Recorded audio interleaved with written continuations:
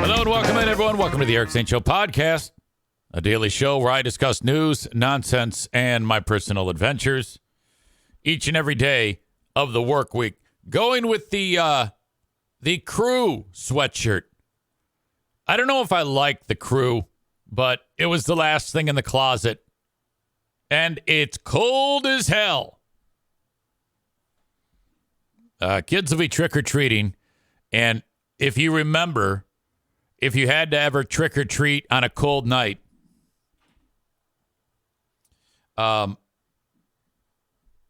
you'd be pissed off because your mom would be like, okay, look, bundle up.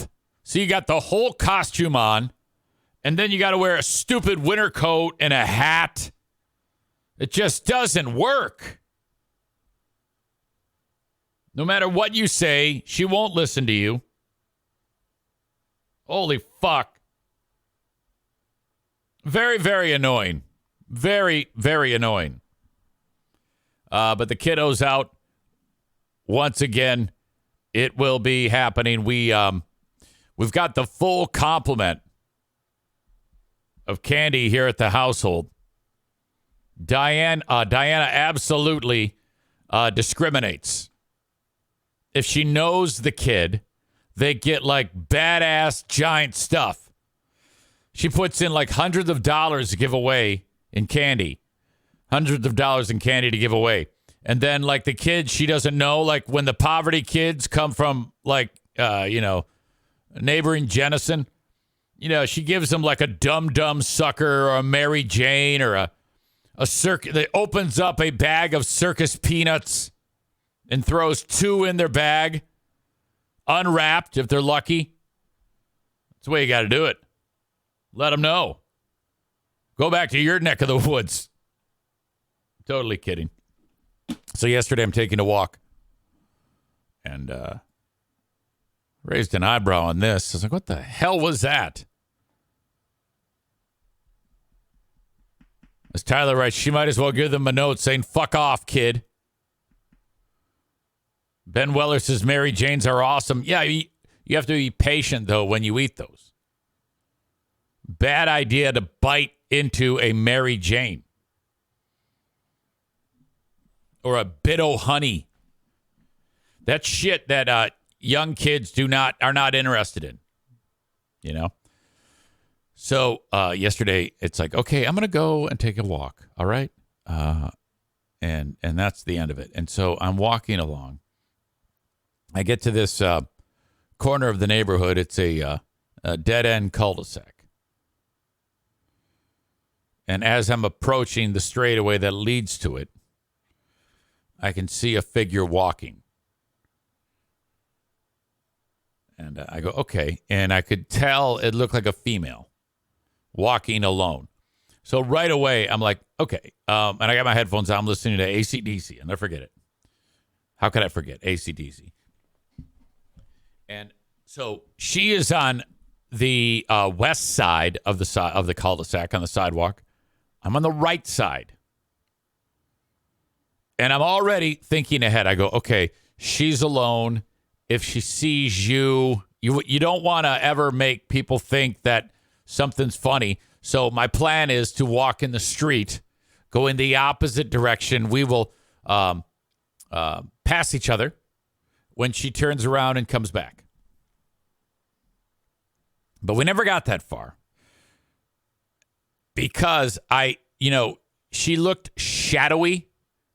It was that dark, and it is poorly lit in this area. Where she was walking to her left is a ravine, and there's 1, 2, 3 pieces of property that she will then encounter. But it was, again, very shadowy, very, very dark. The house that she's approaching is lit, so the shadow will start to become more illuminated as it gets into the light of this piece of property. Not quite there yet, still in ravine zone. And then I took my eyes off her for that long. And she was gone. It was so weird that I went, hold on, wait. I should be seeing you right now. I haven't taken my eyes off you long enough for you to venture up a driveway or cut across a piece of property's lawn. I don't see a door opening or closing. I take my headphones off. I hear nothing. The timeline didn't add up. And, you know, it's kind of like there was a spot that was like edited out. I didn't see her venture anywhere. I looked away, that long, looked back, not there. And right away, I'm like, what the fuck was that? How did that just fucking happen? And then right away, my brain starts playing, I'm like tricking myself. And I'm hearing like the theme from whenever like Michael Myers. I'm like, uh-oh.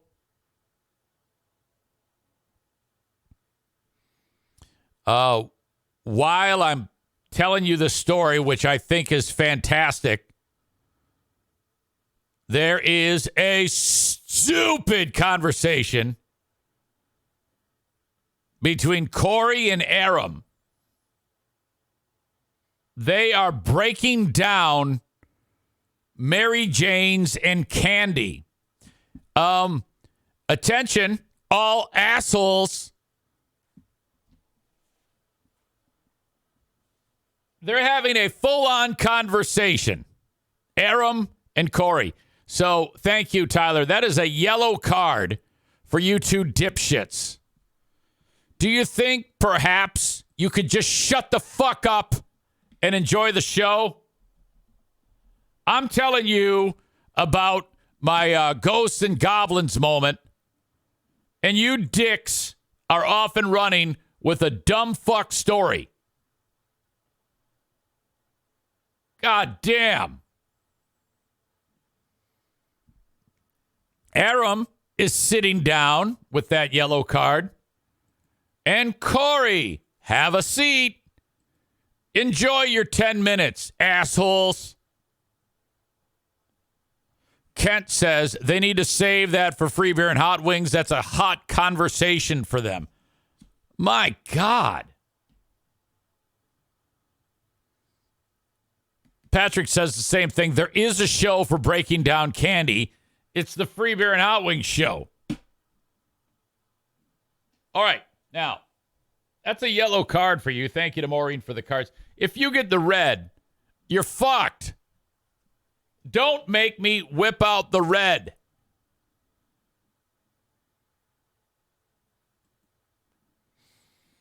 I was mildly concerned after that. Kenny says maybe she fell into the ravine. I checked. It was that sudden. I was like, where the fuck? Who? Huh? That was fucking weird. All right. I got an update from our pal Nikki in Maine. Nikki works at the local hospital. Remember when the just last week when the Maine shooting happened?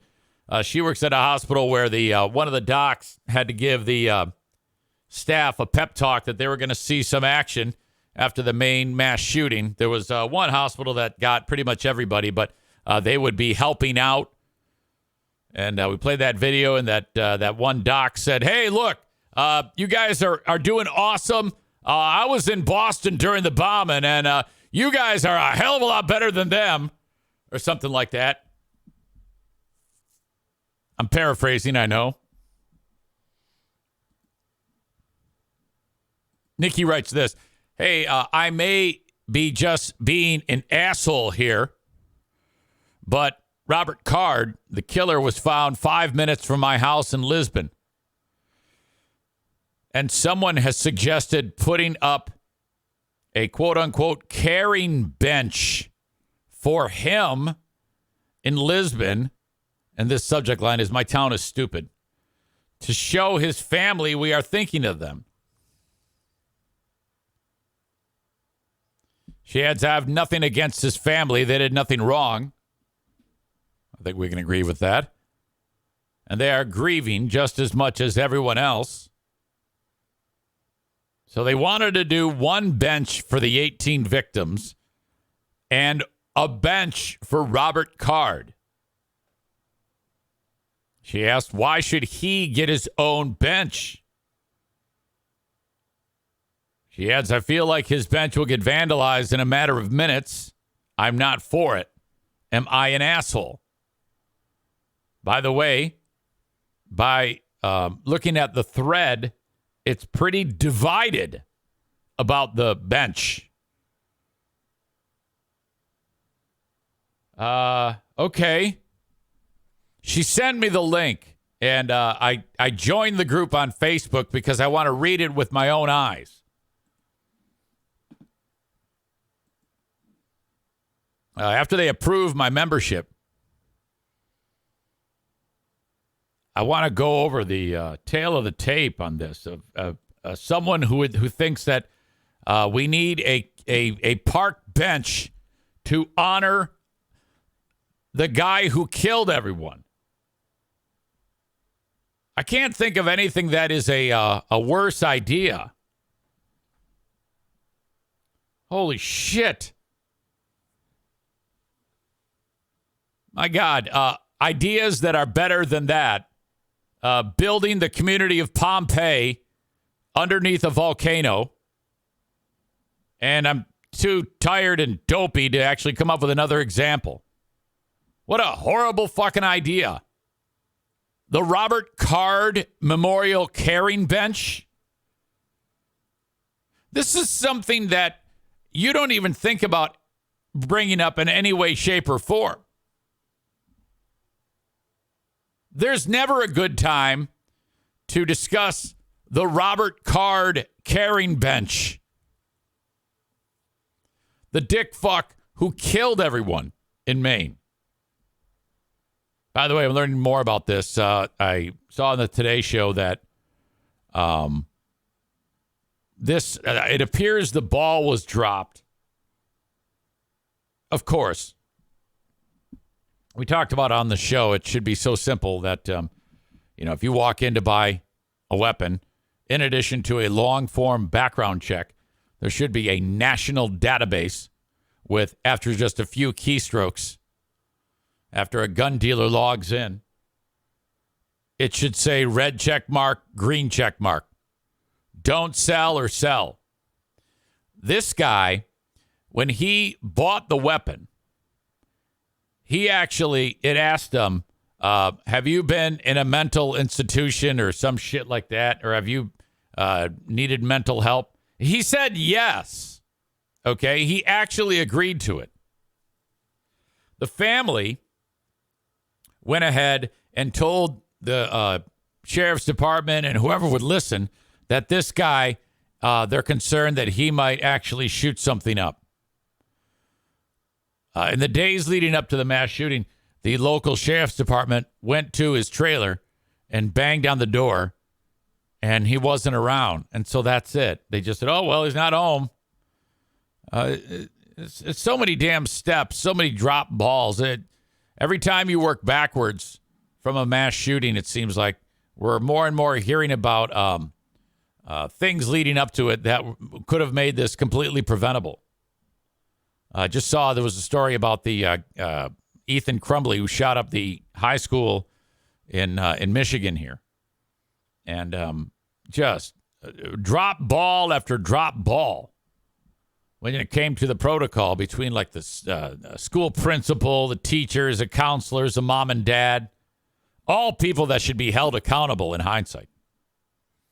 But as long as you guys are comfortable talking about candy,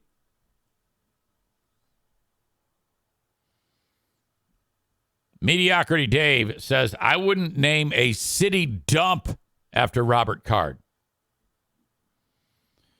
Chris says, so what the fuck will more background checks do? Well, the fact that there can be a background check, you can see that someone's fucked up, and then somehow he still winds up with a gun. it's remarkable that the system is, it seems like people who sell these things can actually interpret and decide on who gets a gun. It should be streamlined, national database. What I've said 100 times before, they should start with that immediately. Tyler said that would entail being proactive, which we know our country has zero interest in. Young Adam Schwab says the park bench is right up there with the John Wilkes Booth Memorial Park they tried to build in Virginia. I didn't know about that one. That makes sense, though. I mean, Virginia was like a hotbed for slaves. I mean, slaves would actually arrive on boats in Virginia. Those crazy fucking Virginians probably still want slavery.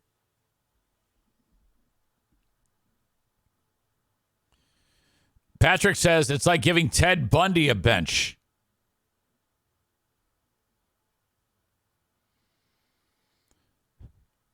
Wengie, Ben Weller says Laffy Taffies are underrated. Don't get me started. Ryan had some well-deserved timeouts this morning.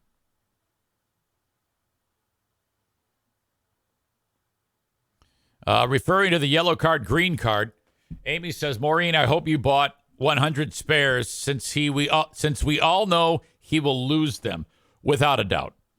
You guys know me. All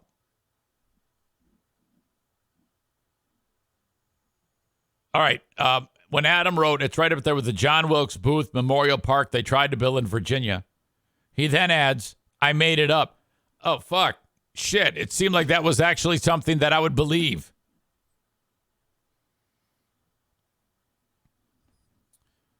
Absolutely remarkable. So no answer, going back to what I was talking about before I started banning people. No resolution there. The person, to me, it seems like she just vanished into thin air. Unless, of course, the amount of time that I thought that I pulled my eyes away from her was longer than I thought because I was rocking out to Power Age from AC/DC, which from beginning to end might be the greatest AC/DC album ever. Bon Scott, the lead singer. Holy shit, what a fantastic piece of work that is. Update for you. Ben and I had a conversation this morning, and we think Justin quit his podcast, the No Please podcast. He hasn't updated his free platform in quite some time, and we literally cannot find him on Patreon. That would be a record amount of time for someone to start something like a pay platform and quit it so quickly. Didn't he start by saying, oh, I have been living to do podcasts? I don't know. Maybe we broke his heart or something by ripping him a new asshole. I reached out to Nick, one of the audience members here and subscriber on Patreon, who is a pal with Justin, and see if I could get some answers. Because I kind of wanted to do Who Are These Justins this week. But I haven't been able to get an answer. Last night, I got wind that our very own President Trump was branching out. And I want to get into that now. I don't have this footage yet, but I will. And when I get it, I'll share it with you. But my phone started notification after notification that our very own Trump, President Trump, called up our pals at the Free Beer and Hot Wings show because they have a thing they do once a month where they all saunter back to the radio station and they go live for an hour. And I don't even understand. It's nothing really different than what they already do. We've talked about this when we do Who Are These Free Beers. They go all the way back to the station, and for 1 hour, they will do this one day a month, what they call virtual live at night. And someone said, hey, Trump just got on there with them. I was like, oh, boy. So I sent a message to his secretary, and I gotta find out what precipitated this. Good morning. This is President Trump. How are you, Big Fraud? Mr. President, how are you? I'm doing fantastic. How are you doing? Never it's better. A more important question. Thank you, sir. Thank you. It's never better. It's Halloween. I don't know what things will be like at Mar-a-Lago. Are you giving anything away, sir? I wish I was at Mar-a-Lago, but, much like Halloween, there's so many crooked witch hunts and things that I'm going after. It's all election interference, Big Fraud. They've got crooked Joe Biden, don't forget, and his radical left thugs. They waited 3 years to bring these indictments and lawsuits against me right in the middle of my most tremendous campaign. I think they totally should have waited maybe until after the election, because it's so much interference, the radical left judges and all these people. And they're telling me that I can't even speak, Big Fraud. They're telling me they gag orders and such forth. Right. And then you wander out to the hallway, and then you will say something. So then they bring you back, and then they yell at you. And you're like, they can even hear you. They don't even need to look online. They can just open the door, and you're out there talking shit about them. Well, it's so awful what they're doing to our great country. I mean, they're silencing maybe the best president since George Washington. I mean, everyone in America should feel so badly for what is happening in our country. It's becoming more like Russia, don't you think, Big Fraud? I can't say. I can't. I don't have anything to compare it to. I haven't been to Russia. I can't speak from experience, sir. And I like to speak. I have been to Russia. Let me assure you, I have been to Russia. Russia, we could have been good friends. We could have been good friends with Vladimir. We could have been great friends, actually. I think it's good to have the bad guys as your friends.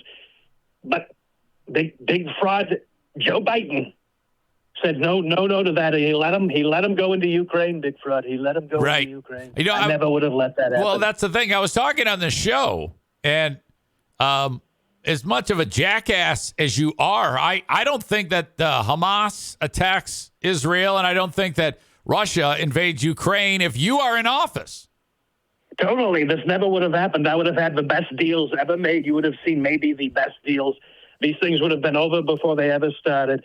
You probably never would have heard about it because I'm such a tremendous president. I probably would have solved them so quickly and no one would talk about it. Sir, speaking of quickly, I guess you quickly made an appearance on another radio show yesterday, sir. The world famous Free Beer and Hot Wings show. Is that what happened? The nationally syndicated program, the Free Beer and Hot Wings morning show. I guess they were doing it at night. Right. So my publicist said, give them a call. They're just answering phones. They're not even screening them. My publicist said this. So I called and I got on the air. It was tremendous. So, how would you compare the size of that audience to the size of my audience, sir?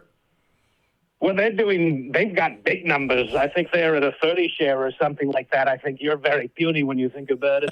And of course, they're nationally syndicated at stations, I understand, that don't even exist. What? But maybe they do exist. We don't know. We don't know. There's definitely a little bit more clout to getting on that show, sir. Are you rethinking joining me on this show and maybe taking all of your energy and putting it towards that show?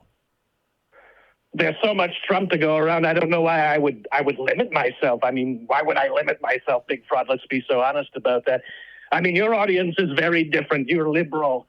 You're so liberal. And we've got good conservatives. We've got maybe patriots that listen to the Free Beer and Hot Wings show. Okay. He's in places like Tennessee and these places. And Sioux Falls, Iowa, I believe. I believe they're broadcasting from there as well. So it's just tremendous, their reach. Okay, wow. How about that? Well, how did it go? I mean, here the President of the United States calls them. What was your impression of how it unfolded? Well, I don't know that it went so well. I got to be completely honest. They have this trashy producer guy. His name is Steve or something, and he's sitting over there in the corner. He's wearing a mask. They gave me the video feed. And he's trying to suggest that that this wasn't real, that I was some kind of fraud like you, some kind of big fraud, because he tried to say that I'm an impressionist. I mean, I don't know why anyone would say that this is Donald Trump. Was he confused? Was he confused? Yeah, he was totally confused. And your old boy, homeboy, Greg, he knew it was me immediately. Well, of course. I'm sure they all did. He started typing on his computer to his little friends in the room right away. Oh, okay. Wow, that's interesting. So did you kind of like make a good impression? Because it's who knows what they were thinking, right? Watching the video feed when I was talking to him, I don't know. I think Greg had a good laugh out of it, but the faces that were going around the room, you get it around the room, maybe weren't so great. Oh, okay. So they might have to have like a little meeting as to whether or not they were happy with that. I don't know. Perhaps. Well, I mean, Steve clearly runs the show. I think he's the only one actually putting the show together, and I don't think he's on the Trump train. Oh, okay. So you can always sense when you're not winning everyone in the room, and then maybe it was okay. Will you ever try to get back on? I'm going to try. Of course, I'm going to try. My publicist says it's an excellent opportunity. We need the opportunities right now. Yeah. We're in the middle of the biggest campaign in American history, and we've got so many bad things going on in this country, and I need to get out there in front of it and tell the great people the great story of Trump, and the Trump is so great. And I think people are on board. I know your fans are probably the biggest supporters. Okay. Well, wow. So, sir, is there any way we can get this audio and video? I mean, I would like to share it with the audience here. I would like to be able to get my hands on this. I had my publicist reach out to Puny Weenie Steve, and I said, we need the video. We need the video. We need it for the Trump campaign. I could probably get it and send it to you. I suppose I could have my publicist do that if that's what you're interested in. Could you just tell Steve to send it to me? I mean, we're not exactly on speaking terms, but now, why is that, Big Fraud? Isn't this a place you used to work? Oh, absolutely. I think Steve is kind of guilty by association. Is there anyone in your life like that, or you're not going to speak to them because of who they like Mike Pence, Mike Pence. Exactly. By the way, he dropped out. He finally said he's not going to do it. He can't do it. He didn't have the numbers, and he was so weak when he fell out. He said, "I guess I'm going to spend my campaign on some ridiculous nonsense." It was terrible. Terrible. Did you hear this news? No. Well, yeah, I did hear that Pence dropped out. It was no surprise. It barely was a blip on the radar because he was. I mean, I understand that in Iowa, out of 44 voters, 43 would vote for you, and one, he had 1% of the. We were doing bang up numbers in Sioux Falls, probably the biggest numbers. And to be honest with you, Mike Pence, I mean, he's kind of a piece of trash. I think it's very funny, very funny. I laughed so much at it, actually, when you think about it, because Mike Pence, think of all the money he wasted on this useless campaign. Exactly. He probably, whatever money he had, he probably put into this thing, and it was so miserable, so miserable. What an absolute loser when you think about it. He's such a loser, so a loser, too. He didn't even call. And, of course, I wouldn't have answered it. I mean, I'm so honest. But I understand your hatred of Steve. It's probably very similar to my hatred of Mike Pence. I mean, I wanted the guy hung. Right, I'm sure you would probably want the same of Steve if you think about it. Sir, was there someone on there named Kelly who referred to you as, and this is from Tyler in the audience. He writes, did anybody call you President Trump with like a crispy R? I don't know if you know what a crispy R is. You know, the funny thing is, I called into the show, Big Fraud. Get this, I called into the show, and I did not hear any women speaking. I called out the little girl. I know they have a little girl on the show. I called it out, and she never even defended herself. I mean, it was so ridiculous. When a little girl. You mean like a kid? They've got a kid there. They're sitting on the microphone. They put Steve on the microphone, and they put this little girl over in the corner. I don't know what she provides to the show, but it's not very good. In fact, if you look at her, Big Fraud, when I was when I was a little younger, I'm going to be honest with you. I used to do the Howard Stern show and things. I could tell Howard, if a chick was going to be fat someday just by looking at them. And when I look at this, what is her name? I don't even know her name. You know the name? Well, there's two. There's two women. There's Kelly and there's son of a bitch. It's not Rachel. God damn it. She's Marilyn or something? Maitland. That's Marilyn. it. Maitland. It's Maitland. Maitland. What a terrible name, by the way. But Maitland, I thought it was Marilyn. She's going to be so fat. You can just tell by looking at her. You know, there's going to be so many pounds gained. I don't know, sir. Face. I don't know about that. I'm an expert. I mean, Howard would know. Okay. I used to talk to him all the time about this kind of stuff. Yeah, I don't know. Howard Stern, by the way, what a wonderful wife. His wife, Beth. What a tremendous person. Really? She would never be fat like Maitland. She's extremely liberal, sir. I'm surprised you would say that about Howard's wife. I thought you hate liberals. Well, the funny thing about Howard is, we used to be great friends. And then as soon as the presidency happened, I don't hear from him anymore. And I know he goes on his little puny show, which nobody listens to anymore. It's on some satellite or something. Nobody listens to it, and he sits there trashing on me, which is so funny because if you go back to the tapes, I mean, this guy loved me. Right. Well, he changed his mind. I mean, that's okay, right? I mean, people change their minds all the time. I mean, you used to be, I used to be a Democrat, yeah. if you think about it. Come on. Right? Yeah. But so did Ronald Reagan, probably. All right. Well, sir, that's fantastic. So if you could maybe tell your people. But if you have any more pictures of women you'd like to know if they're going to be fat someday, you should send them my way. I've got like a superpower. All right, sir. That's good to know that you have such a intuition. But I don't have anybody in mind that I'm curious about. All right. Well, someday it's going to happen, and you're going to say, I want to know. And the offer is extended to you anytime you've got a picture of a female, particularly if she's naked. I don't know. It helps me see the future when you can see the nakedness. Well, that's all kind of weird, but sir, I should be jealous that you called my old show, but I'm not at all. I'm actually intrigued by it. I don't know why you would be jealous. In fact, I forgot you were ever on it. I mean, that was so long ago, probably. But I mean, they've got big numbers. They're doing big numbers, and I thought this would be an excellent avenue for Donald Trump to get on. And okay. I don't know if they're going to take me up on it. I don't know. Sir, I appreciate that. I would love to get my hands on that material, and then I can see for myself how it went down, okay?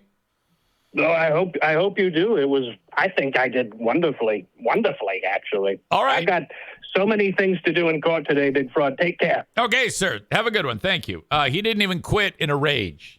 He doesn't get angry at me until I try to wrap him up. Cole asks, did you plug Big Fraud's show when you were on Free Bear and Hot Wings? I have no idea. Maybe we'll ask him next time. But if I can get that audio and that video, I don't know if I can.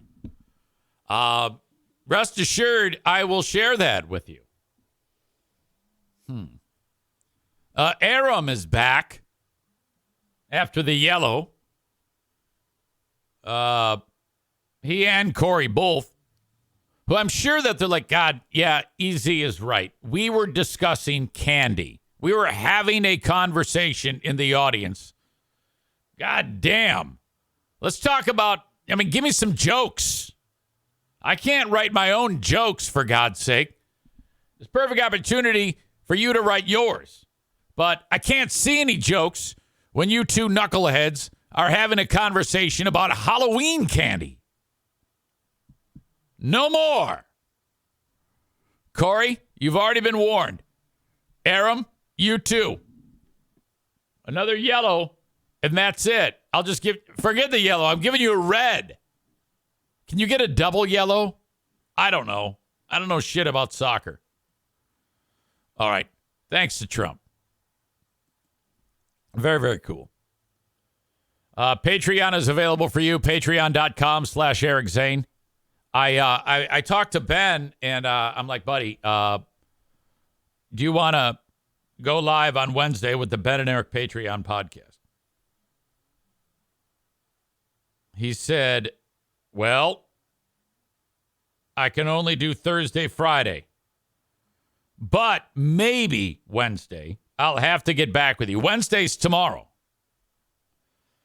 If Ben cannot go Wednesday, we're kind of screwed because Thursday I leave for up north. I have some a list of chores that your old pal EZ has to do to get the place ready for winter. So I would hate that. But I will keep you posted as to whether or not we are going to have a Big Fraud Wednesday as part of the Eric Zane Show podcast. It's either going to be all or nothing. All right? A lot of things on Patreon that I have to cover with you, including the review of the NFK's Lost and Forgotten video from 2020, which gives you a little bit of insight into what I, not so much now, but used to deal with on a regular basis when he would rage out for the smallest things. I have actual video of him doing it where he accidentally recorded himself when he thought he was taking a picture. When he was trying to take a picture on his new fucking track phone or some shit. This one right here. This phone. I found this phone and that video is on there.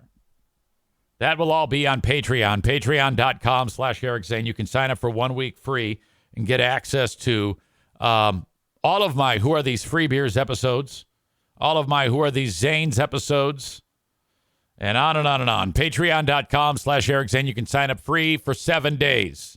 7-day free trial. You can sign up, cancel it right then, and then you still get the 7 days. It's that risk-free. So if you're like, oh, I know what he's doing. He's hoping I'm going to forget, and then I'm going to get charged. Well, if you do forget and you haven't canceled it, yes, you will get charged because you put in a payment form in there. But like legit, if you sign up and then cancel it, I don't give a shit. That's fine. You're still getting the 7 days. So, I mean, at the very least, do that. Sign up, cancel. Then at 7 days, if you're like, this thing sucks, you won't be charged. What I'm trying to get you to do is try it. And if you try it, more often than not, people then go, okay, I can get behind this. I'll give him $5 a month or $10 a month. And then that's it. And then you have fun with it. That's how I do it. Completely risk-free. That is the Eric Zane Show podcast policy.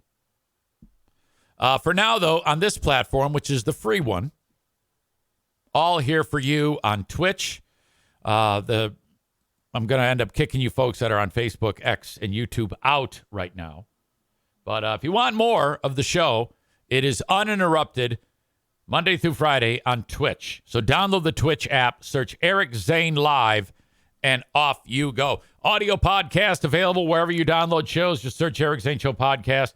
I prefer Apple Podcasts. Subscribe there, and you can enjoy the audio on demand. Twitch also has on-demand video for you. Twitch, download the Twitch app and search Eric Zane Live. If you want to email me, drop me a note on the Shoreliners Striping inbox, eric@ericzaneshow.com. As we say goodbye to the Facebook, X, and YouTube audience. Okay, before we get back into it, A&E Heating and Cooling at 616-516-8579 has a new special to get your furnace tuned up. Now, the special is that it's free. I'm not even kidding you. Risk-free for you. Now, I don't think Joe Martinez and his crew at A&E Heating and Cooling can do everyone who calls. So you might want to get on this quickly. He has a deal with DTE Energy. He has been contracted by DTE Energy to be the official furnace tune-up team for the gas company. And if you get your furnace tuned up from Joe, he shows up, tunes it, and leaves. That's it. No money leaves your hands. He then turns in the paperwork, and DTE pays him the $79. So it's fucking free. He is the only furnace service company that has this. And you can take advantage of it right now. Call them up, 616-516-8579. Free furnace cleaning and tune-up, $79. I don't even need to say the price because you're not paying it. 616-516-8579. Schedule right now. Thank you to Throat/Dale. Superior Cleaning and Power Washing. All right, we're kind of getting to the point of the year where it's so goddamn cold.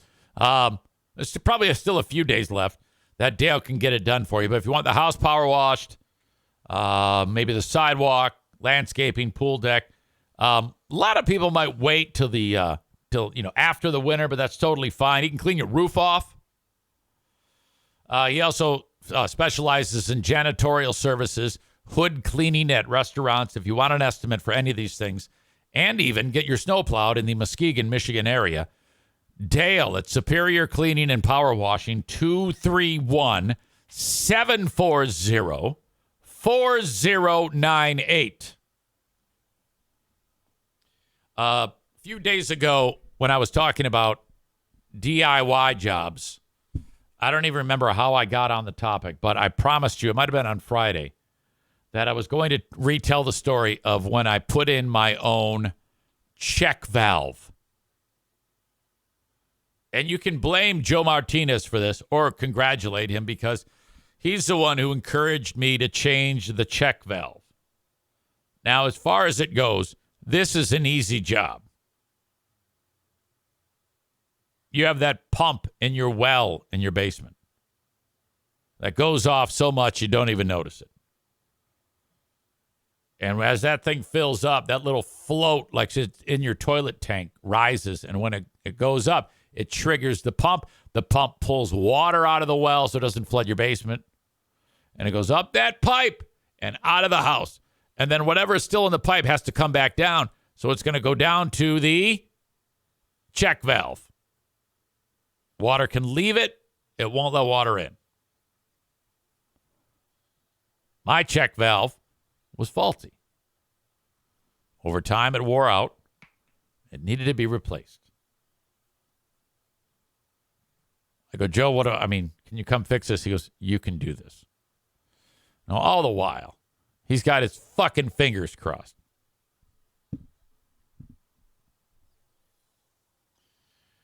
Convinces me to go buy one. Cheap. And, on either side of it, it's got those, you turn a screw and then a metal band gets tighter or looser depending on which way you're turning the screw. Some would call it like a clamp because it's clamp-like and called a clamp. So loosen screw, remove bad check valve, put new check valve on, clamp over, tighten. That's it. Now, it's still not clear if he knew about this next part, but he had installed a backup to the electric pump. So I had the electric pump unplugged. There's no power to the electric pump. He had installed a backup pump that is not powered by electricity. If I understand this correctly. So if there's a power failure in the home, the pump, when it needs to pump water out, is still triggered by and powered by water pressure somehow. I don't get it. All I know is that if that fucking pump is unplugged, that pump is still hot. And it pushes 1 gallon of water in and pulls 2 gallons out. And it goes off quite a bit because it's not as much as leaving because the net water reduction is smaller because you're putting 1 in and 2 out. And that's just to get you until the power comes back on so you don't flood your fucking basement. I have no fucking idea this thing is there. I think, okay, I'm unplugged. And I'm like narrating to him through text Yeah, okay, I got that done. Now I'm getting ready to put it on. Now, the second I unplug that fucking thing, the fuse is lit. I have now taken the pump off, or the check valve off, and I'm putting the new one on, but it's not on. And sure as fucking shit, that thing erupts. And it's, oh my God, it's like turning on a fire hose. And so it goes, and it goes everywhere. It's like a bomb. And I am instantly head to toe right in the face. And it's going everywhere because the catch valve is kind of a little bit on. So it would have just shot up to the ceiling. Instead, it's going sideways all over the fucking place. There's water dripping off the walls, on the furnace, all throughout the basement. There's water everywhere. And I'm like, oh, God, no. And I'm using my hand trying to block it. It's like fucking when they were delousing John Rambo. Oh, fuck. I'm like, holy shit. And then it stops. It's now blasted me with 2 gallons of water. And now I have seconds before it happens again. I had to get that fucking thing on as quickly as possible. I did get it on. And then the first thing I did was I picked up the phone. I go, you fucking asshole. You knew that. You knew that was going to happen. He denied it. Said, no, I had no idea. How much of this story is he getting right? Kenny asks Joe Martinez. I guess it's powered by a battery somehow. God damn, that was rough. So you need to confirm or deny ask Kenny how much of this story is correct. I think 100% of this story is correct. My God. Leave it to Kenny to try to find out if there's any embellishment. Kenny says Joe needs to stop by again. Yes, eventually he will. Joe says 100% accurate.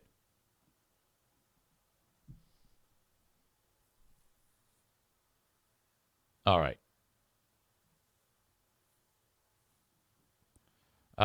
We're talking about the 4 horsemen of annoying. Amanda says she's out of the top 4. Well, yeah, that was a while ago. Don't forget, you were acting like you knew what happened to Matthew Perry, which that is a little annoying. Know-it-all Amanda. But you are still out of the top 4. Hurricane Ashley not in the top 4. Amanda not in the top 4. Kenny, I don't know. Aram and Corey are based on today. I think Kenny, what he does is he benefits by lifetime achievement. It gets harder and harder for him to be off of the 4 horsemen of annoying every time he's put back on that list. In fact, I don't even know if I have 4 of you right now.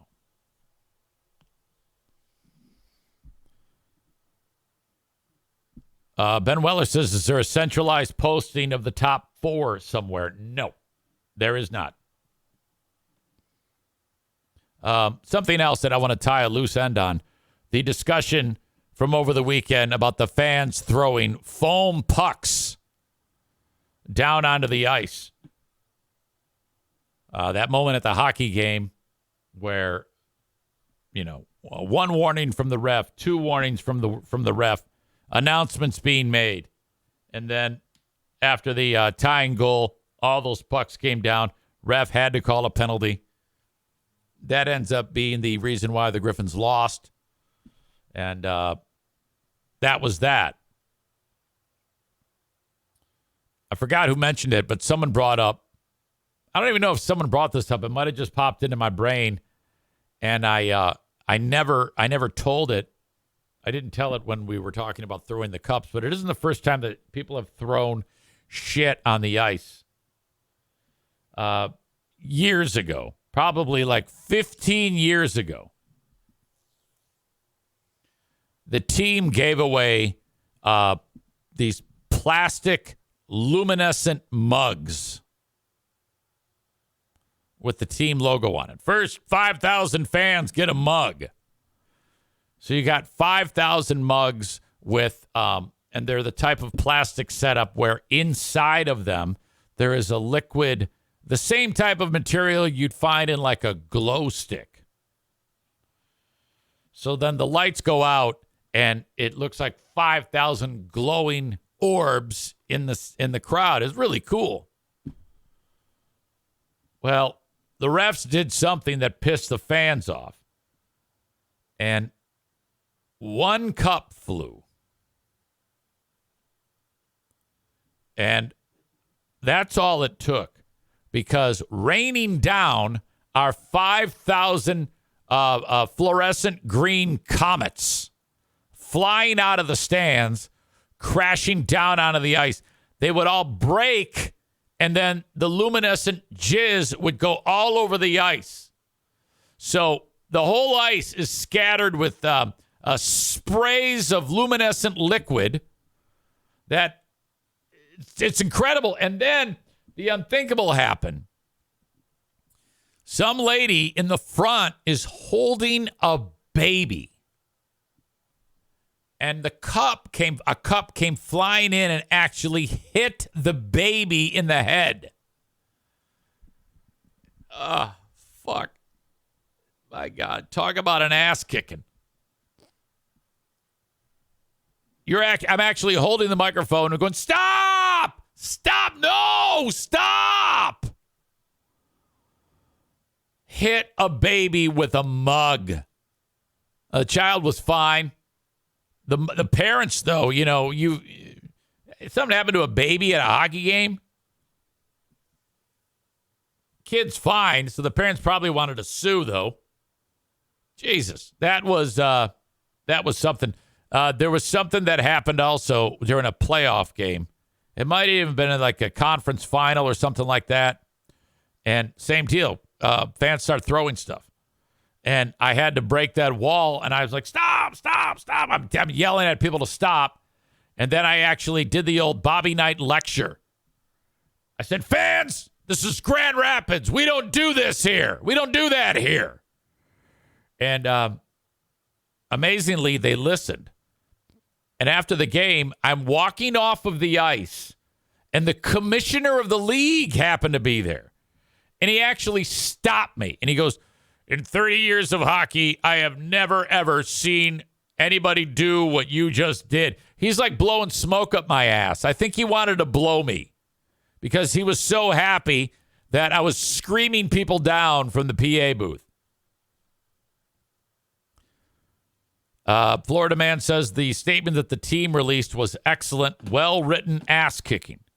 I don't know that statement. I think I got to look at it. Florida man 814 says the baby grew up to tell awful jokes years later. Ben is that baby.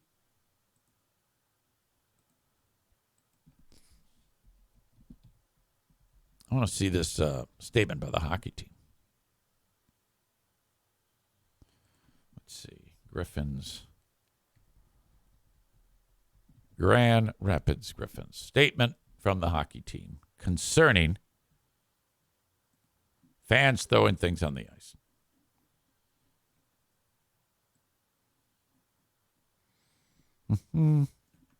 Boy, they post a lot. Oh, my God. Griffins staged a memorable comeback against Cleveland tonight at Van Andel Arena, scoring twice in the final 3:04 to force overtime. Unfortunately, the actions of a few attendees erased our team's momentum and cost us a chance at victory.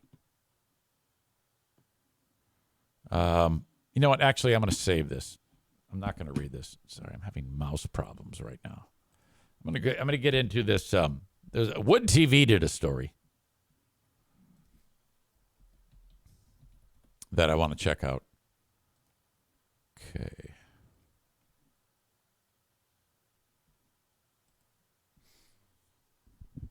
From the game. Audio check. Nope. Video. No, we don't. We sure don't have the video.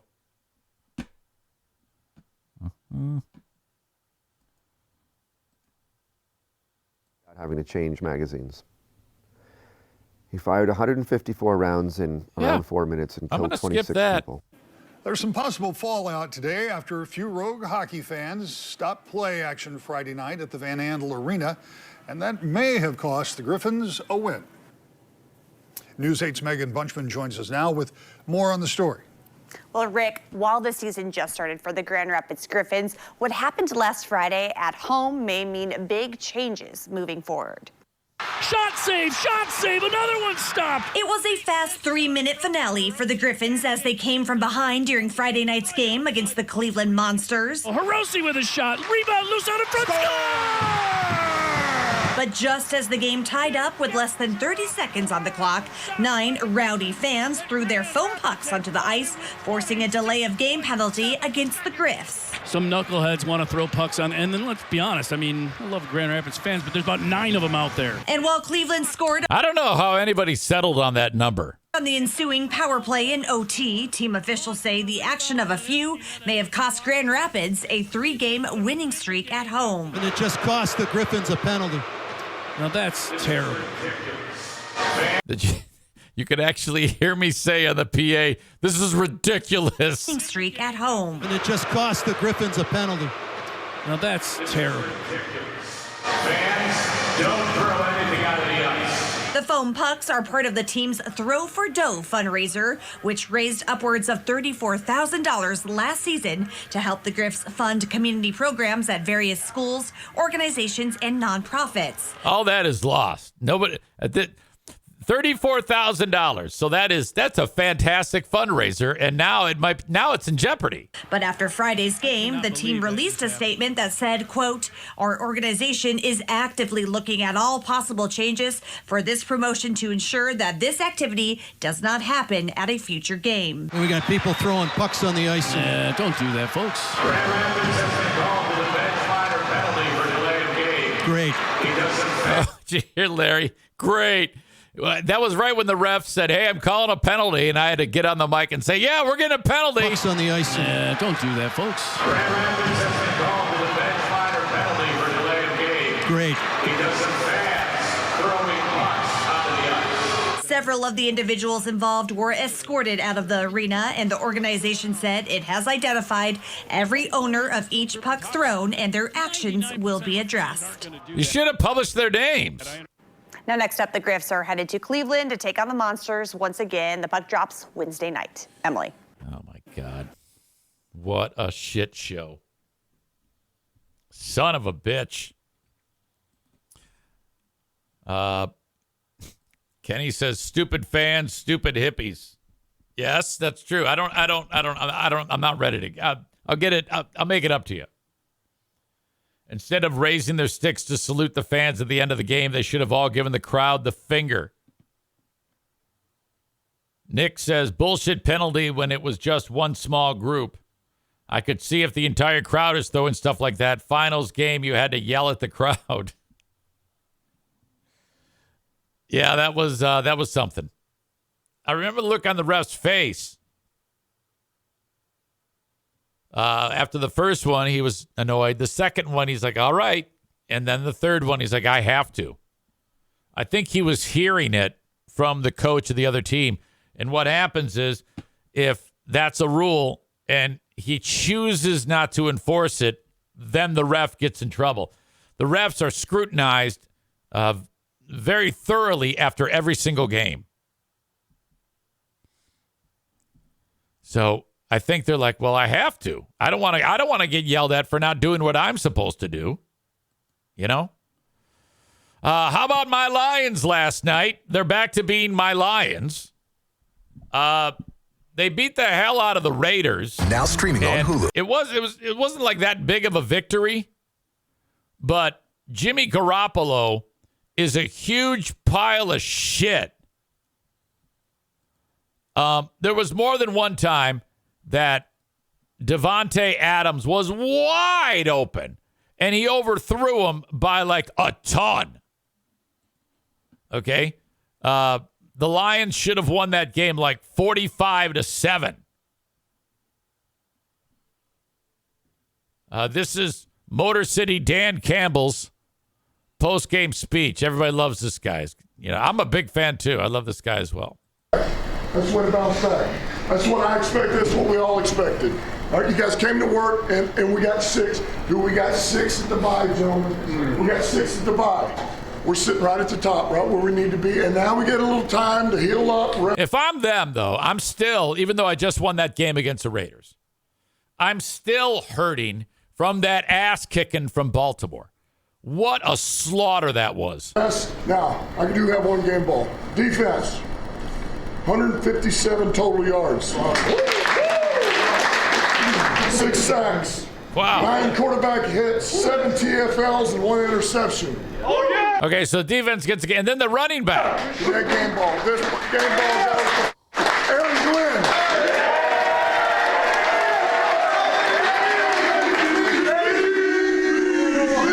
I appreciate it. What's Cam and Jerry? Come here. I appreciate it, Coach. Game on to go these 2 cats.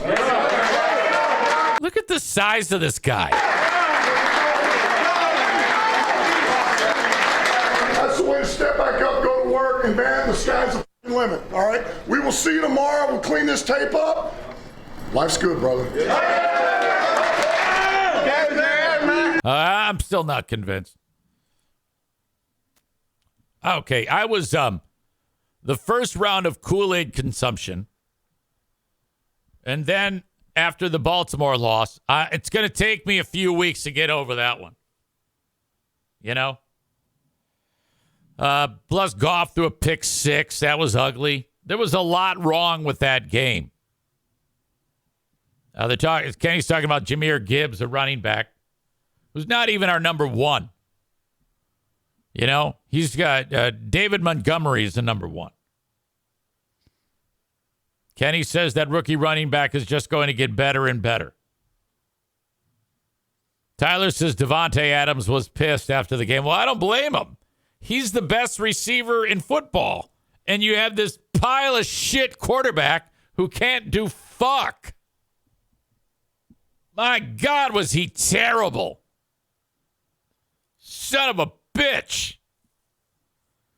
All right. Well, whatever. Lions have the week off, and then back at it. I'm going to take a break.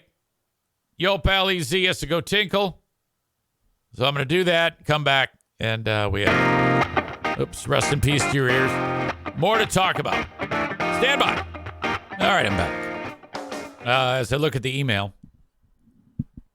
I have been sent the moment that Trump got on the Free Beer and Hot Wings show.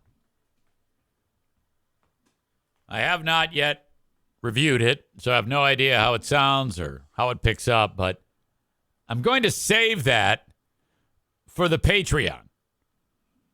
I would like to do it with Ben, but we will see if whether or not he can do the Ben and Eric Patreon podcast on Wednesday. So I'm just going to hang on to that in my back pocket for now. Not yet sure when I'll release that. I'll talk about it, and I'm sure you'll hear. But, yeah, it's going to be a Patreon thing. Patreon.com/Eric Zane. I'll hang on to that. San Francisco 49ers have lost 3 in a row. Holy shit. They were 5-0 at one point. Now they're 5-3.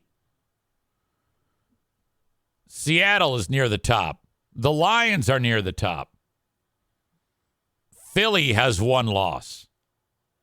They're, let's see, I think 7-1. The Lions are 6-2. Best team in football, Kenny points out. Jacksonville. I should say hottest team in football. They've won 5 in a row.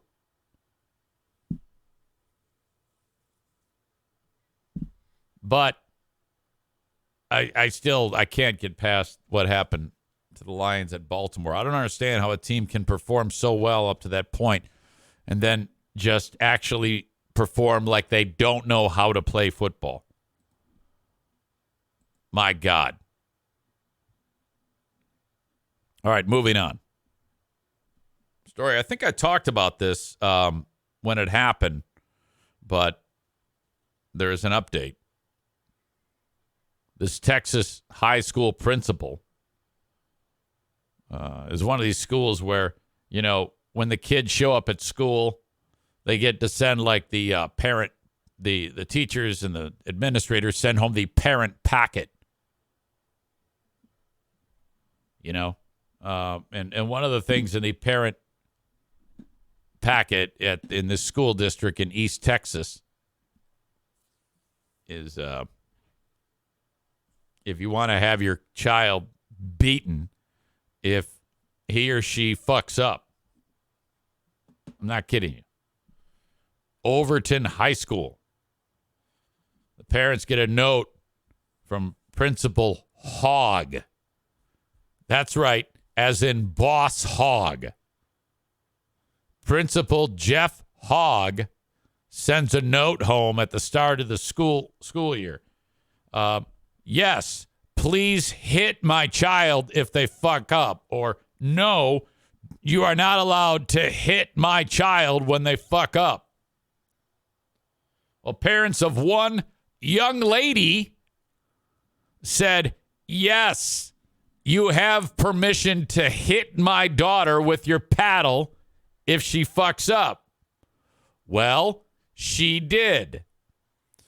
So brought her in there, and Principal Hogg rolled up his sleeves and said, all right, here you go. Can you imagine how hard he was when he did that? I don't know if I could live with myself. You know, I mean, if this was 1976, maybe. If it was a boy, maybe. But I don't know. To me, it's just a little bit strange to bring in like a 15, 16-year-old chick and hit her as hard as you fucking can with a paddle. I think corporal punishment is more of a boy thing, don't you? I don't know. I'm a little hung up on that. Well, anyway, an East Texas high school principal who did this exact thing and heard her is not going to be criminally prosecuted. That sounds about right for Texas. That's kind of like they're like their own country, you know? The county district attorney filed a motion to dismiss the case, which came up from an August 14th incident. I wonder why it was August 14. I mean, maybe school starts early there? Or maybe this was like a summer school type of thing? Anyway, Principal Jeff Hogg hit the unnamed female student with a paddle. He was arrested in September on one count of assault. He was released on bond and quickly returned to his duties as principal as the DA investigated. In a motion to dismiss the case, the DA's office cited an email from the Texas Department of Family and Protective Services that found the alleged abuse did not actually occur. Oh, wait a minute. Did you hit her or not? I mean, you could have hit her and then it could have been deemed not abusive. I don't know, though, how you can say that, though. How can you, I mean, if you hit the person, that is abuse. But sometimes mom and dad say, yeah, it's okay for you to abuse. You know, we're all about abusing. I know that my mom and dad abused me, and I abused my kids. I think we need to desensitize the word abuse for ass kicking. And there are times that kids need their asses kicked. I used to, with Jim and Jack, not so much Maddie. I don't know why, but when it was regarding Jim and Jack, I go, son of a bitch, if you are going to be smacked as hard as I can possibly smack you on the ass. If I caught them. And man, would they run. And then if I got a hold of them, they would put their hands back there. So, you know, you'd swing and they would block it. And so I don't know how effective I ever was at giving out ass kickings when I was trying to abuse my kids.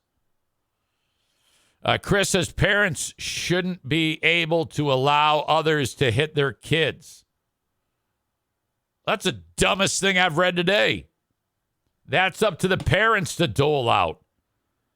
So are you telling me that if the school says, hey, we have an option for you. If your kids fuck up in school, we will hit them. Are you okay with that? What's wrong with that? And if the parents can say yes or no. You're saying that the parents shouldn't be allowed to give permission?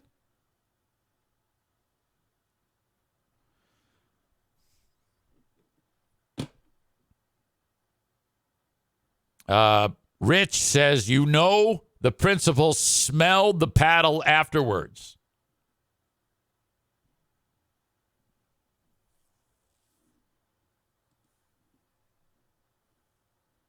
In a motion to dismiss the case, the DA's office cited in an email from the Texas Department of Family and Protective Services that found that the alleged abuse did not occur. The motion also noted that Boss Hogg had acted in accordance with the school district's corporal punishment policy and that he had the authority of the student's parent. A justice of the peace approved the motion and ordered the case be dismissed this week. Texas is one of 17 states that allows public school educators to use corporal punishment, which includes hitting, spanking, paddling, or deliberately inflicting pain to discipline students. God damn, just reading that. That's enough to scare the shit out of a student. When it says hitting, I mean, because they're not specific as to where you can hit. Can you like, closed fist, right, bust his nose? Can you do that? A school district's board of trustees must adopt a policy allowing the practice, and parents can opt their student out of corporal punishment by providing written notice to the district. But this is pretty popular in Texas. That school is one of 8,758 Texas high schools that used corporal punishment on students as recently as 2018, the most recent year for which data is available. According to the document, Hogg hit the girl 3 times, and the student had visible bruising at least 48 hours after the incident. Okay, so I don't know. It just says he hit her. It doesn't say how he hit her. It doesn't say. Actually, it does later in the article. She then, after she was hit, she went to complain to the county sheriff's office. The school allows students to choose between paddling or in-school suspension. In this case, she chose paddling, and the student's parent and another female witness remained in the room. Wow! So mom gets to... So it's kind of like, all right, you will have a paddling, and then mom is there to watch it? Oh, my God. So mom and whoever the female witness is has to be in the room. That's the policy. After receiving 2 hits, the student said she was hurt and didn't want the 3rd hit. Well, of course you don't want it. But the affidavit states both Hogg and the mom encouraged the student to complete the punishment. Hit her again. Hit her again. No. The student decided to follow through and receive the 3rd hit. God damn, that's it. If you're a parent that allows that to happen, that's a tough one. Because, parents don't, it's kind of like you're supposed to protect your kids, but you feel like you're not because you're allowing them to get hit. But in a way, you're teaching them a lesson. I don't know if I could do this. In fact, I'll just tell you right now, there's no way that I would have the nerve to allow this to happen to my kid. I'm too much of a softie and a pussy. I just couldn't do it. Now, maybe if they were like total fucking hellions, I could see my mindset changing, But fuck, I want to know what she did to deserve that. You know, maybe give me some perspective so that I can well, fuck her. I mean, she did this. I mean, what if she what if there's like a special needs kid in the hall and she tripped her or punched a kid in the face or something like that? You know, it's got to be really heinous. Let's try to get some, I wish there was more clarity to this. A forensic pediatrician who evaluated photographs of the child's injuries said that the injuries were consistent with abuse, according to the affidavit. Still, the district attorney said that such phrasing is popular for scientific testimony, but may not be sufficient reliably. Research has reportedly found that corporal punishment does not benefit students and can worsen their mental health and lead to increased aggression and antisocial behavior. The American Academy of Pediatrics has urged states to abandon the practice in favor of nonviolent behavioral strategies such as restorative justice, conflict resolution, and individual therapy. I don't have enough brains to know what restorative justice is. For a long time, Texas has discussed banning this. You would argue that Democrats would be on one side, and that's exactly right. One representative is a former school teacher and a Democrat, has carried a bill to eliminate the practice in each biennial session for the past 18 years. This year, the bill did make it onto the House floor. However, Republican lawmakers referenced what? This is your homework assignment. Fill in the blank. Republican lawmakers referenced what to argue that schools should be allowed to continue the practice. Now, after that line, I think they should not continue the practice. What did Republican lawmakers reference to argue that schools should be allowed to hit children with paddles? Can you guess? Ding, ding, ding. Becca Shea has it right. The Bible. Oh, no. Corey thought it was the Quran. I think he's being a smart ass because that's what he does. Corey says also emotional abuse has longer effects. The schools should switch to that. Chris describes it as nonviolent free market solutions.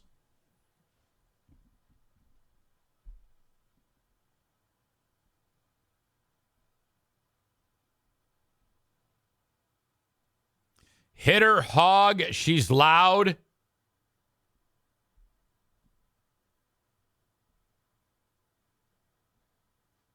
Let's see. I wish I'd saved this in a place that I can get it quickly. But I can't, so fuck it. Ever want to prove a point? Reference the Bible. We will then all know you are stupid. Point made, says Ben Weller. Rich adds, so much for the old separation of church and state thing. Yeah, I don't know, man. Come on. As soon as it gets to that point, well, we're referencing the Bible here. No, it really is. You're right. It's supposed to be a separation of church and state. Biblical teachings should not influence political lawmakers. After they referenced it, the bill, oh, you're right. And the bill was defeated 86-58.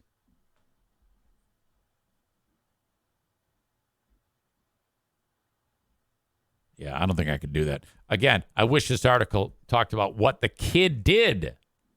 That's the most important thing here. This story might make our very own Aram happy. How often have we talked about on this show something to do with right and wrong, when it comes to hunting. Now, you all know where I stand. We absolutely have to have hunting. In fact, I think deer season, rifle firearms deer season starts very, very soon, right? Is it November 1? Michigan fire, or is it the 15th? Archery's been well underway. Okay. It goes archery is October 1 to November 14th, and then you got to take a break because then regular firearm is November 15 to 30. And then December 1 to January 1 is more archery. Also, muzzle loading firearms, December 2 to the 11th in different zones. Late antlerless firearm, December 12 to January 1. And it's a damn good thing, too, because they're everywhere right now. It's very important that these hunters go out and cull the deer population. Believe it or not, there's a lot of science that goes into hunts. Very, very important that there's a balance so that the deer that are there can thrive. There's important factors when it comes to hunting. Like if you lay down like apples, I'm pretty sure that's illegal. You can't like lay down the bait because there's a problem with something called chronic wasting. If the deer is sick and the deer bites into an apple and then he goes, oh, this is a good apple, but I'm only going to eat half of it. I'll come back for it for the rest later. And then another deer bites into that apple. That deer's got chronic wasting disease, and then it spreads. It's horrible. Massive amounts of the deer population die that way, so you can't like throw the bait out there. I guess you can put like a natural plot. You can plant various things, grasses and whatnot that the deer can eat. I've about exhausted the extent of my knowledge on hunting. Well, this guy was hunting, and the deer killed the guy. The guy's dead. Like, he shot the deer, and then the deer's like, oh, fuck you. And then he goes back up to the deer, and then the deer still has a little bit of gusto and manages to kill the guy.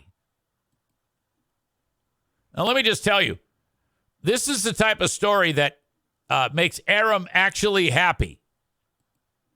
Some hillbilly in Kentucky dead after struggling with a wounded deer. 37-year-old Jared Hosfeld of Versailles, Kentucky.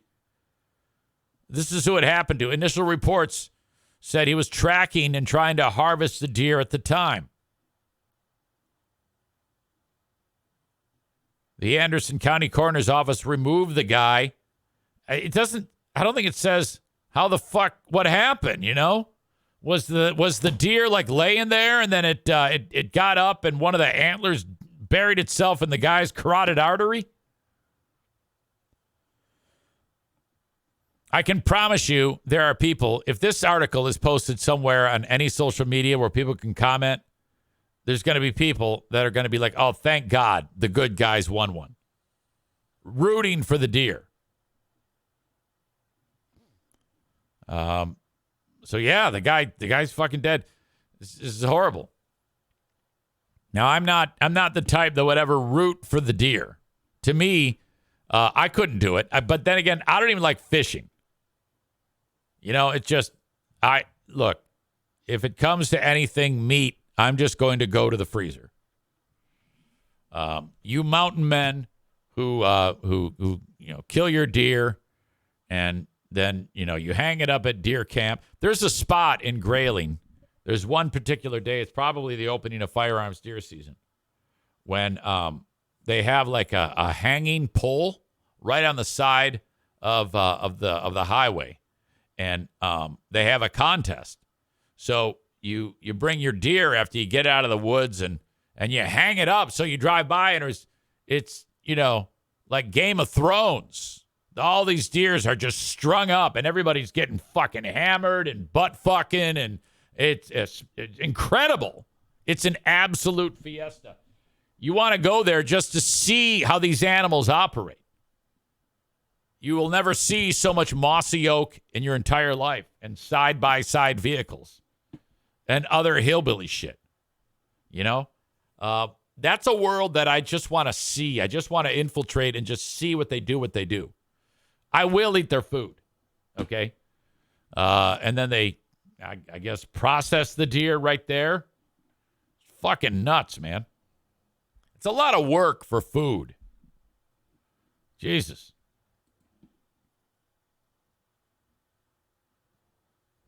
Linda says, our brothers would try to trick us into eating venison. I'll never trust their chili, sloppy joes, etc. Kyle says we need to control the deer population to help prevent car accidents and deer destroy farmers' crops. If you don't support hunting deer, you hate small businesses. Charity Scam Mike, who hunts, he says that up north at Fear Bunker North, it's the deer taste like shit. They taste like pine, and it's not good. Because I guess he described it as the type of meat is how it tastes is based on what the deer eat. So these fucking deer eats whatever, I don't know, pine cones? Who knows? But you go to different areas of the state where they eat differently, and then the actual meat tastes different. I have no idea if there's anything to that, but holy shit. Nick, who is the show Hilljack, says, this is why I carry a handgun when bow hunting. We are greatly reduced in our Hilljacks, by the way, ever since the great Zaniac exodus of last year. But there are still a few. Nate is a Hilljack. Nick, Hilljack. But we need more Hilljacks. Some of you are wannabes, okay? But typically... a Hilljack is, hunts, fishes, owns property, has money, and works, like not at a desk. Typically skilled trades. It doesn't matter what. Could be carpentry, could be pipe fitter, could be electrician, whatever. Construction. Concrete, mason. Cole says he's a Hilljack. Chris says recovering Hilljack. I don't hunt anymore. Chris says drives a maroon Silverado. I have one of those. Yes, I'm a wannabe Hilljack. When they see me, they think I'm one of their kind, but I'm not. Tyler says Hilljacks pay for everything with cash, like green money, cold, hard cash. Hilljacks don't believe in banks. They just stuff it in a mattress or bury it or something like that. Hilljacks buy gold. So like Nick and Nate, they probably have gold coins.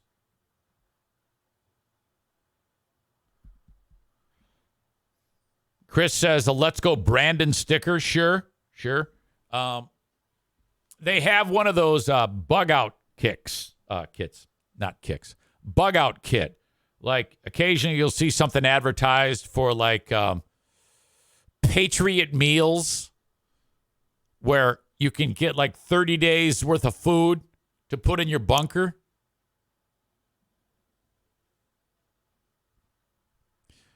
Nick says he keeps all of his money in brass and lead. There you go.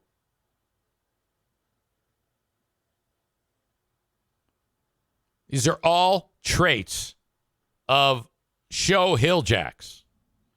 Cole, what are you? Because, what type of work do you do? These are people who are the type of the folks who they work all week. And then 5 o'clock comes on Friday, and they crank up like Working for the Weekend by Loverboy, and they're getting ready to blow off some steam, and they do not get out of their work clothes when they go to the bar. So oftentimes they'll strut into like the tavern wearing like a fluorescent shirt with reflective tape on it and just muscle up to the bar. Their hands are all fucked up and dirty. They smell like cock. And then they very quickly knock back like 5 beers in 8 minutes. The band is a local townie band playing like BTO, Taking Care of Business. Maybe something by 38 Special. They'll go deep into the Lynyrd Skynyrd. These are all things that exist in your world on a regular basis. You have no dress shoes, just boots, usually made by a company called Red Wing.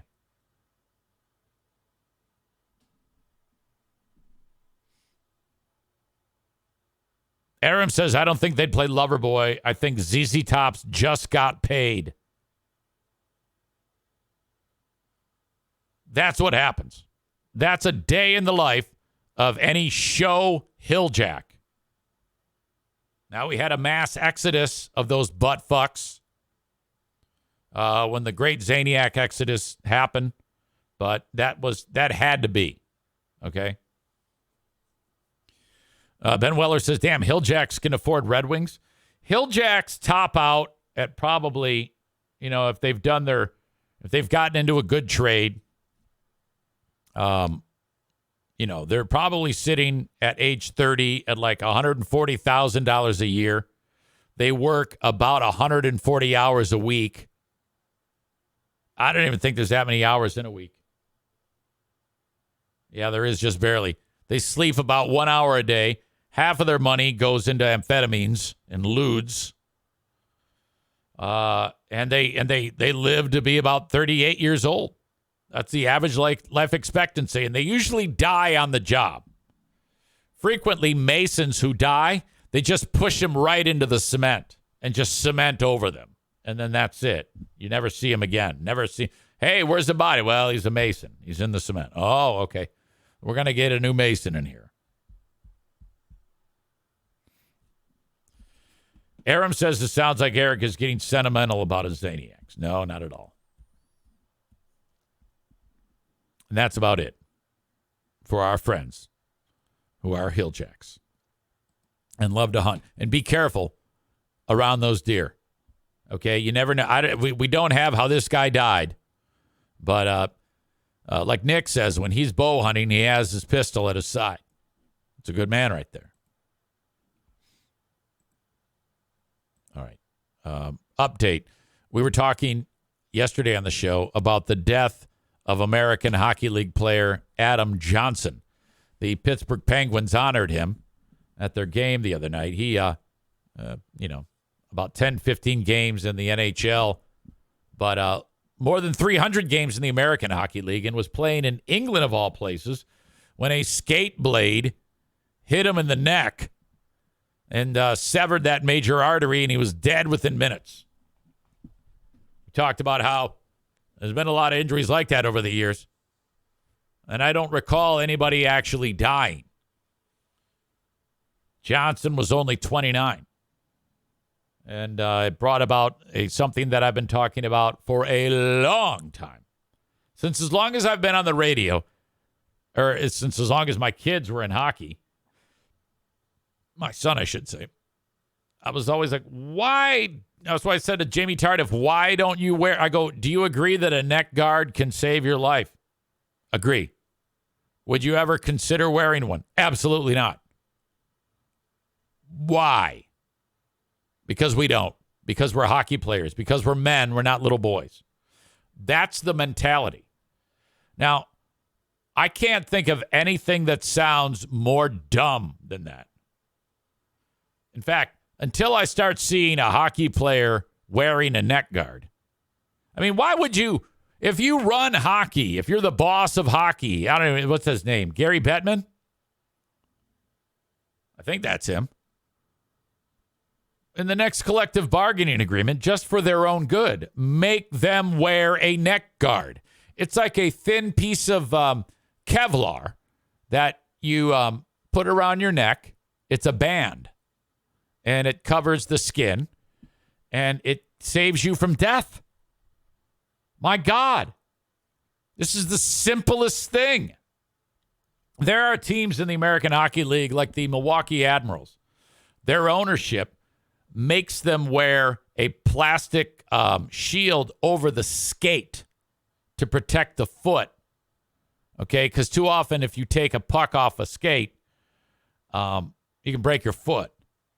So that team actually requires that the players wear those. And I don't know if it's because they don't want they got sick and tired of fucking medical bills for guys having broken feet. I don't get it. To me, this makes hockey players the dumbest athletes on the planet. For two reasons. Not only that neck guard like I talked about yesterday, but the fact that they leave their face exposed. Mitch Callahan, when he ate that puck on the ice, which I witnessed.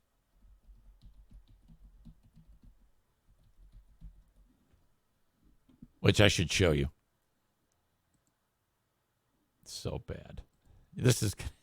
You are not going to be happy when you see this. This is so gross. Okay.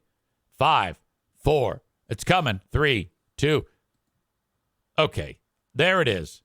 He got hit in the mouth with a puck, and it destroyed his mouth. I was right there when it happened. Brian Lashoff skated over and started picking up his face for him while he skated off.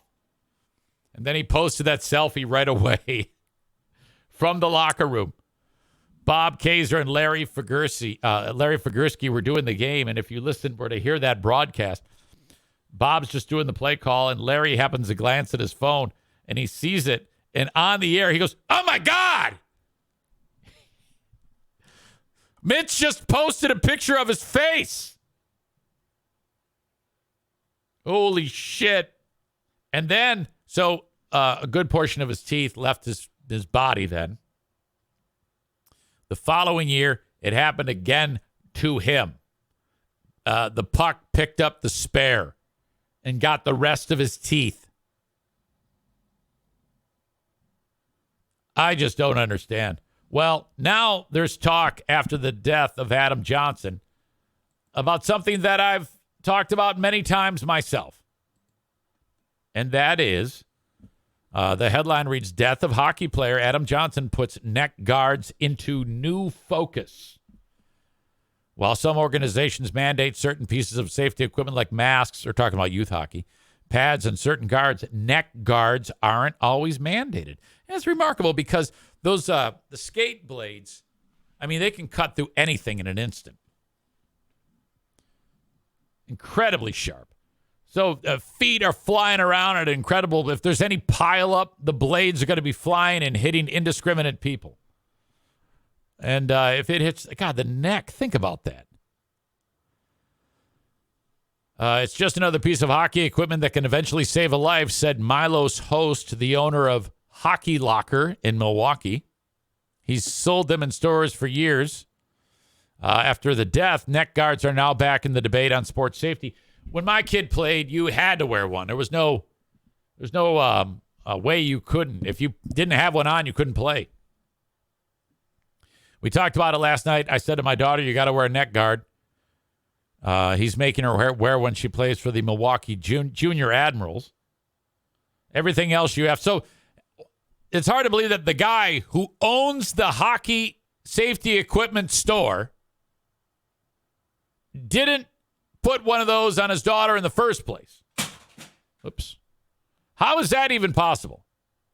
He owns a store where he sells the equipment, and it took the death of Adam Johnson for this asshole to make his daughter wear one. He says everything else you have to wear, elbow pads, shin pads, all that kind of stuff. But this to me is very important. Well, it should be to everybody. I don't know why this has taken so long. USA Hockey is the national governing body over amateur hockey in the U.S. Brian Belgraf. And neck guards are not mandated, but they are recommended. Give me a good reason why. If they said, well, neck guards give you a 99% chance of cancer. Okay. I mean, the argument can be made, but I don't hear any good reason why not to. As far as professional hockey goes, neck guards are not mandatory. They're either the Nashville Predators affiliate team, the Milwaukee Admirals, who I mentioned earlier with the plastic shields over their skates, say this. Our goalies may wear a little extra equipment there more for puck protection because obviously pucks are flying there, sticks are flying in there, but we don't have any position players that are doing it, said John Greenberg, the president of the Milwaukee Admirals. Greenberg says they do mandate wrist guards and cut-proof socks, which are a thing. Yeah, okay. You want to make sure that the wrist is okay, but leave the neck exposed to flying blades. Those areas are far more likely to have somebody with a skate get near you. Well, yeah. All right, great. But that doesn't mean it's impossible. I just don't get it. If somebody who knows anything about hockey could explain to me why it's a bad idea, I would love to hear that out. Host, the guy who owns a hockey safety store, says that weight of skates has actually changed over the years, and it has changed the game. You can get hurt a lot quicker than back in the day. The Southeastern Hockey Association of Wisconsin says neck guards are not mandatory, but so nobody gives a shit. So this is obviously a Wisconsin-based story that's making the rounds. But motherfuck, you assholes, why would you not do this?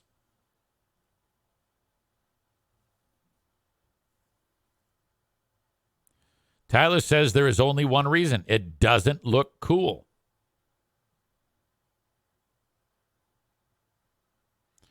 Similar thing happened in IndyCar open wheel racing, says Kyle. Few driver deaths made sport put a shield over drivers' area where they sat.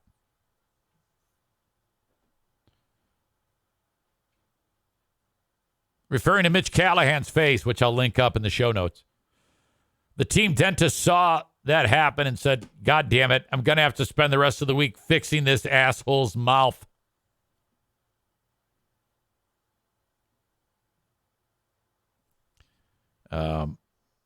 Jimmy says, just don't fall down.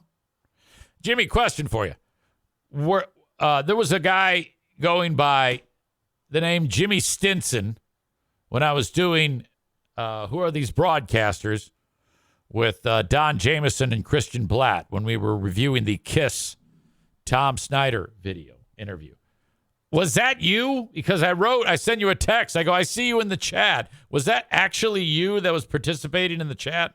Or is there another person named Jimmy Stinson? That was you. Okay. Bob says, this is just about as dumb to do as the dummies who refuse to put on a helmet riding a motorcycle.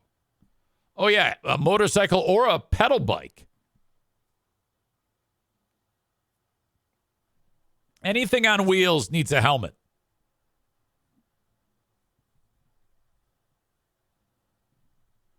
Yeah, I don't understand. And when I see the people on motorcycles without a helmet, those are known as organ donors. So if your state makes it okay to ride without a helmet, which in Michigan you can, you are an organ donor. And I'm happy that you're there. I'm happy that you are so stupid, because in the unlikely event that you are involved in a crash, it is likely that you will die, because your head is going to hit the damn pavement so damn hard, and then that's it. Life support, harvest the organs, off you go. Thank you for saving so many lives. We need more of you who ride motorcycles to not wear a helmet. Okay? More of you. Tyler describes it not as a motorcycle, but as a donor cycle. Absolutely. When I used to ride my scooter to work, top speed 40, I'd wear that helmet. And on the back, I had a bumper sticker that said, "Loud pipes save lives." Because I'm making fun of those asshole motorcyclists with their fucking stupid, retarded, loud pipes.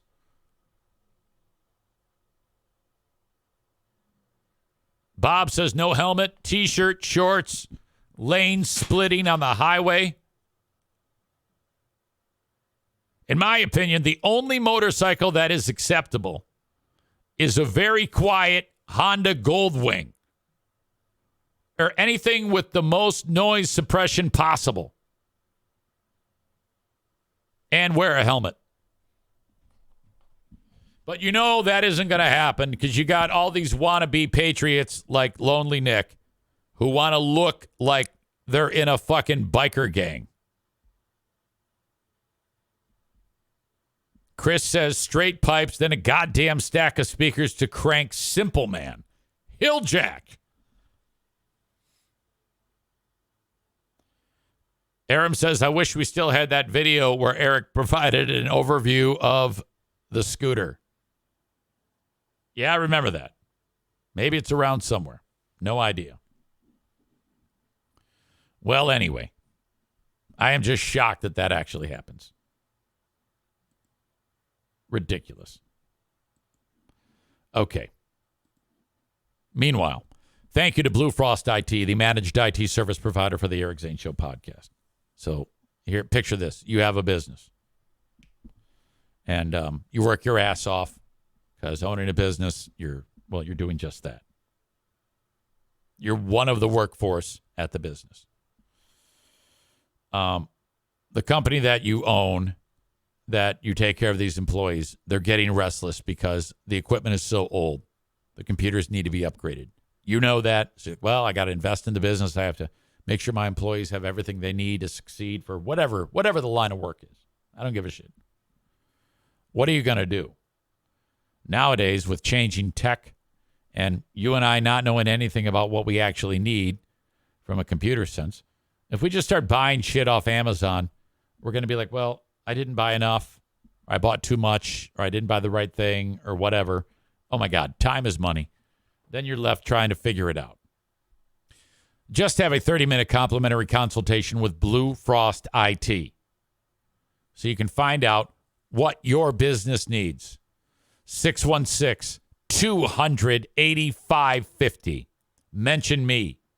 If you need a quick fix with any of your tech, they can help you with that too. 616-200-8550. Project work.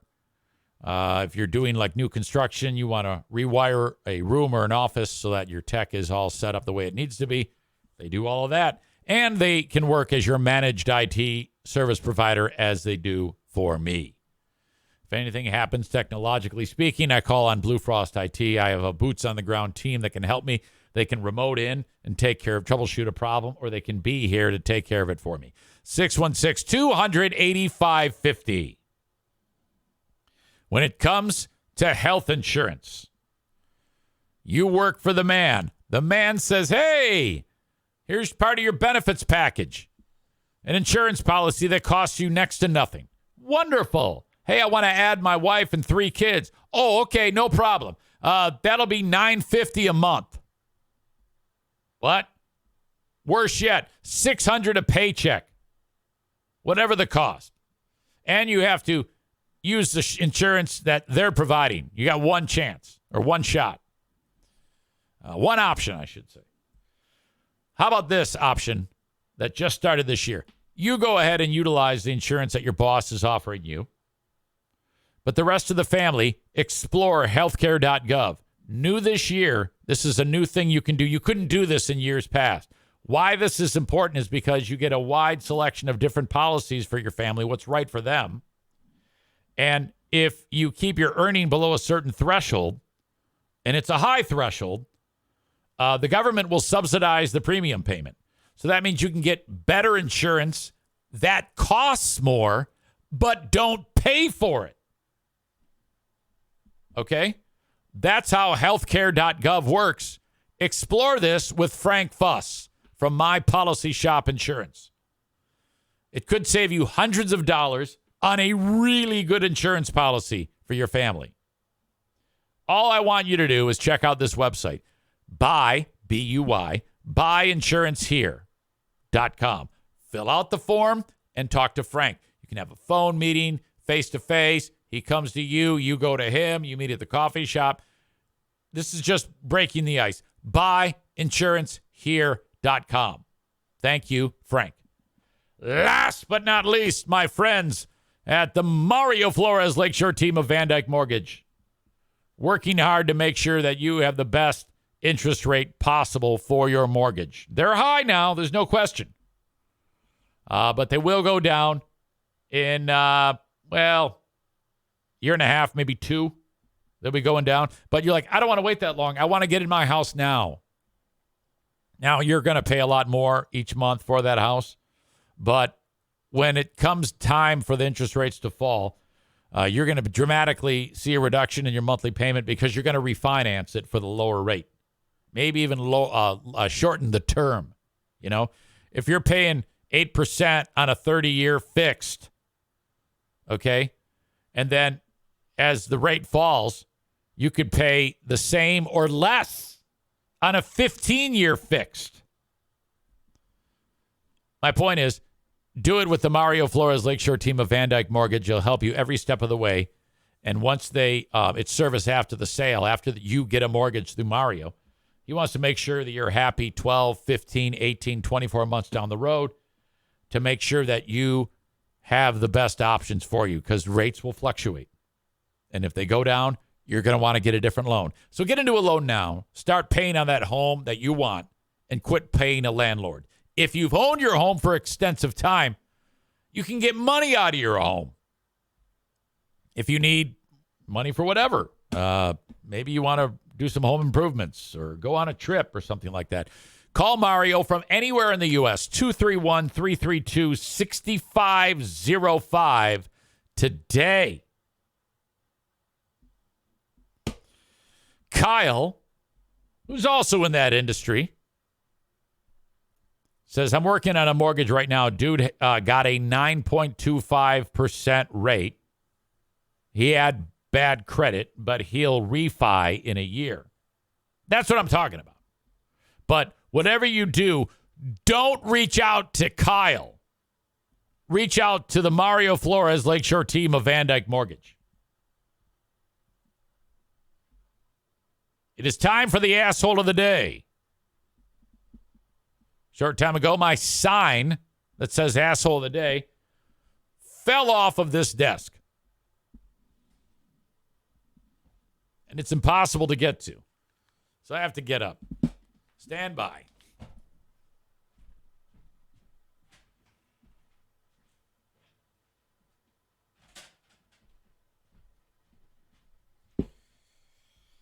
Yesterday's asshole of the day was Harbaugh.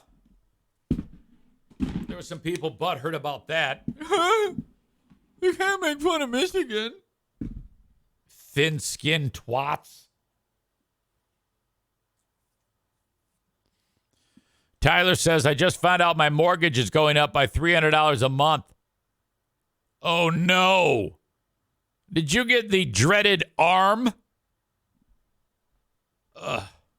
Did you get the adjustable rate mortgage? Or a flex loan? Which should be described as a fuck loan? Because that's what it does to you. No, he had a negative escrow. They said, hey, you're underpaying. Yeah, that does happen. I'm glad you said that you did not get an adjustable rate mortgage. Those are shit. Those ARM loans single-handedly caused the real estate crisis in 2008.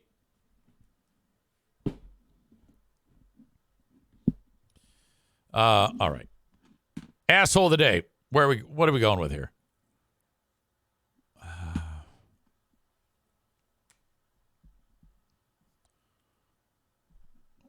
Let's see. Talked about Trump being on my old show. Justin quitting his podcast. How about Nikki, where she lives in Lisbon, Maine?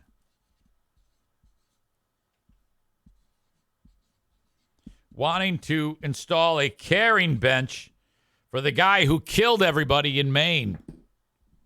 What the fuck?